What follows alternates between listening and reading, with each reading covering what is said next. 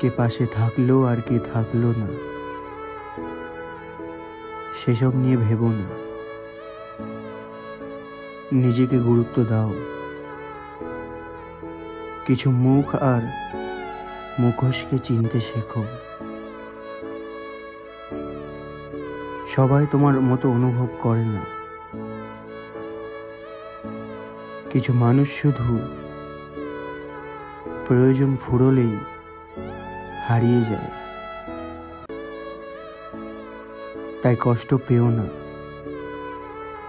এটাই জীবন, শেখার অংশ। যে জিনিসগুলো তোমাকে মানসিকভাবে কষ্ট দেয়, আস্তে আস্তে সেগুলোর গুরুত্ব কমিয়ে দাও। নিজের মতো শান্তিতে থাকো, আনন্দ নিয়ে বাঁচো।